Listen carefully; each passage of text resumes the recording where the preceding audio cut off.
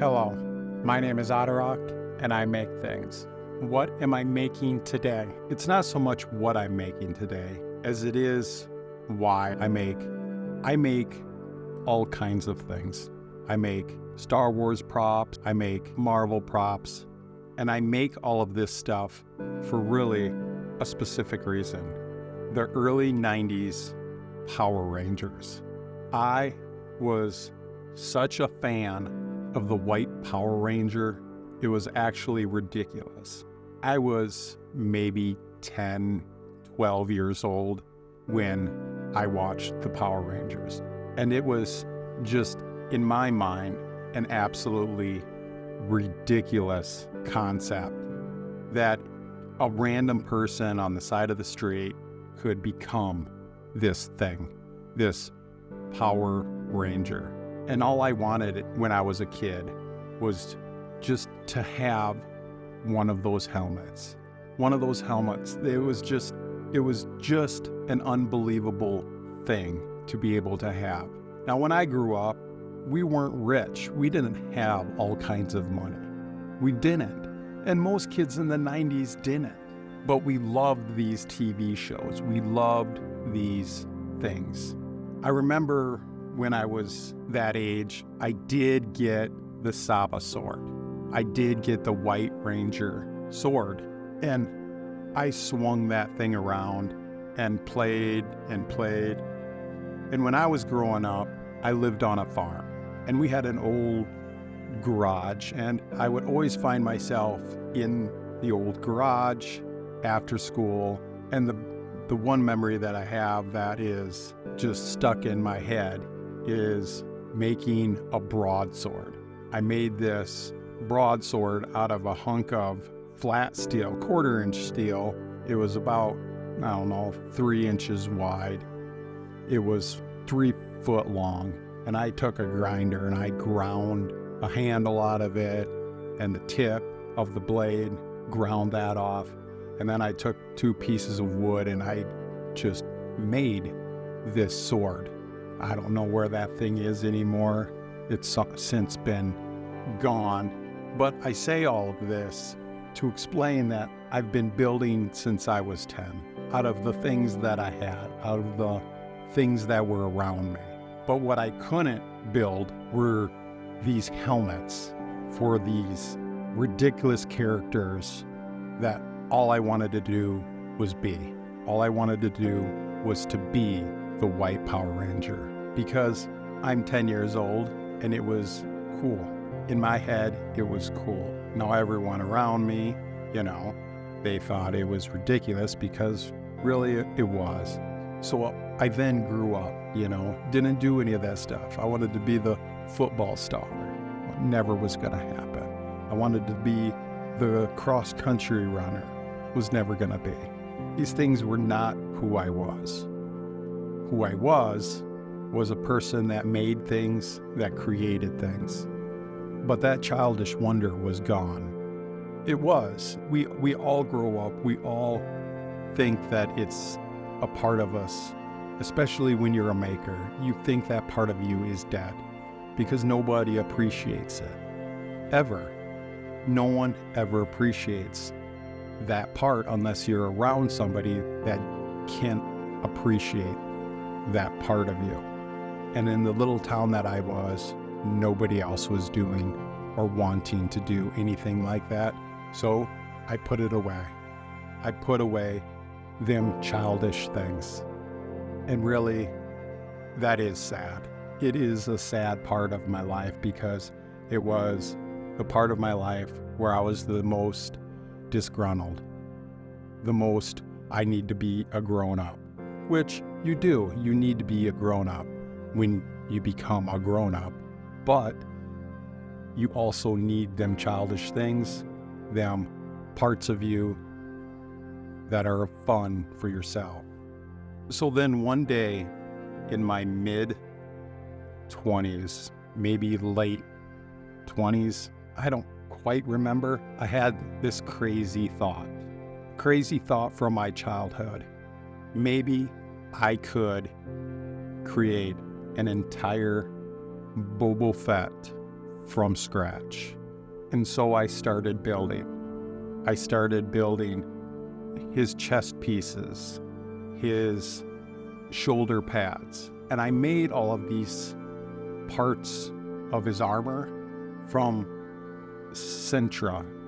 It's a foam board where you heat it up to about 180, 200 degrees Fahrenheit in your oven, and then you can mold it and form it the way that you want. It cuts with a razor blade. The stuff is really pretty interesting stuff. At least it was for me back then, because I could create a thing out of my mind.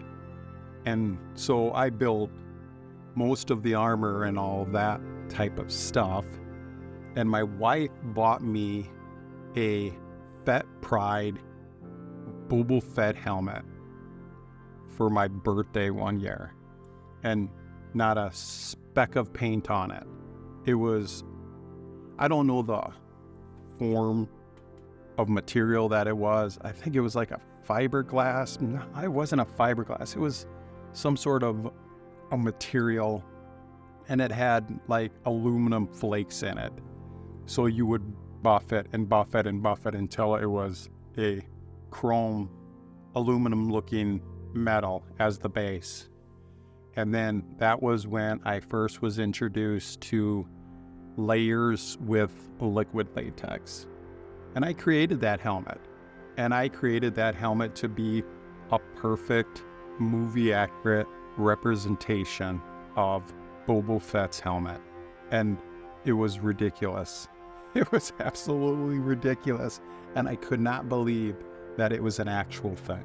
I was actually dumbfounded by the ability to paint a prop and use movie references and utilities online of where each scratch needed to go, where each ding and dent and blemish of the prop that was used in the movie, where they all went, and then to implement that into a prop that I had in my hand. It was an incredible feeling. It was an incredible sense of accomplishment that I actually, to this day, have yet to get rid of that feeling. Anytime that I'm creating, anytime that I have an idea of something that I want to make, I know that I have the ability to make it if I want to. So I began creating all kinds of things. I created a Back to the Future flux capacitor, as movie accurate as I could make it. It does exactly what I want it to do. It's amazing. And then I made Star-Lord's blaster out of an old orange and white toy that I bought online. Repainted the whole thing. And again, that thing turned out better than I could have ever expected it to do, just off of the painting from my hands. And I have yet to understand why they look good and why they come together. I don't know why. I'm just sometimes impressed with my own two hands, which, if you're a maker, if you're not impressed with your own two hands, I don't know what to tell you. That is something that you just need to be. You need to be impressed with your own two hands when making. Now, that isn't to say that you're not going to look at it and say, I really didn't like this or I really didn't like that, because nothing's perfect. Nothing's perfect when you're making. It's how it makes you feel. And that's hard to explain, because a feeling is a feeling and everyone feels their own feelings. But you can tell when you pick up a prop, it makes you feel a certain way. And when it comes to me, that's more important than how it looks. Does it feel right? When you pick it up, does it weight right? It's kind of a interesting way of saying it, but does it weight right? Does it feel right? Does it give you that feeling of holding that prop in your hands? as if it were a prop or an actual thing from the universe. That's what's important. It doesn't matter what somebody else tells you, oh, it needs to look like this or it needs to be like that. When making, it's up to you to find the feeling yourself. And then I came across a thing, and this thing was the 3D printer. I was so enamored with this invention. I didn't know how to understand what I was looking at. So you're telling me you can buy this 3D printer, and it's like a printer except it prints in 3D, and I can take a file and send it to my printer and it will print me an actual thing? It made no sense to me. I didn't understand it. I didn't comprehend what it was, because everything I made was from going to hardware stores and Walmart runs and Hobby Lobby runs to get the thing that would look close enough to what I was looking for. So then I could make this prop with something that was similar. Oh, I want to make a lightsaber, but they don't have the bottom pommel of Luke Skywalker's lightsaber, but they used a thing that looked like a sync knob. I could get something that looked similar, so then I wasn't making the actual prop. I was making a prop that was similar. But then this 3D printing, if I needed the bottom pommel of Luke Skywalker's lightsaber, I could print out a thing that was an exact replica, or as close to a replica as you could possibly think, and it would cost me a nickel to print. I couldn't wrap my head around it. I couldn't understand the possibilities. And I missed out on the whole Ender 3 kick. I came in after all of that, where everyone was using a 3D printer. I got in, and my first printer was Creality CR10 Pro version 2, I believe, is what I have. And that's the one I have today. It's the one I print everything off of. Now, I've been looking at the newer ones. They look pretty impressive. I think I might upgrade. I don't know if I'll do it now or later. I don't know. Don't need to sidetrack too much, but what I could make with a 3D printer was stupid in my mind. I could make anything. But what I did know is that I wanted to print a helmet. And the real answer to that question was, which helmet do I make? Do I make Darth Vader's helmet? Do I make a Stormtrooper helmet? What do I make? What do I even attempt to make? Well, where I started was a Groot, a baby Groot. Printed that out, painted it. My kids helped me paint it.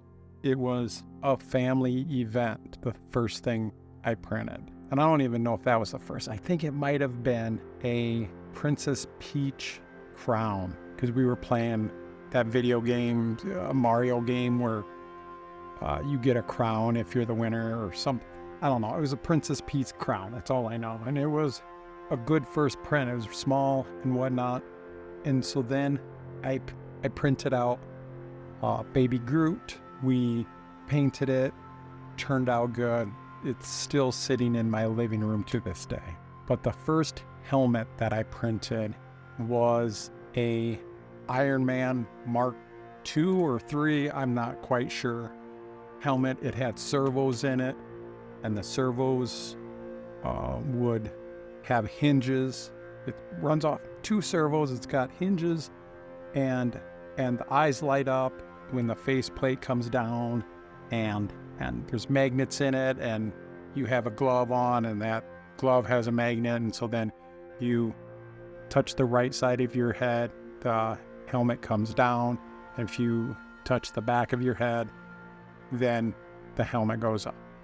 It's really cool. I really like it.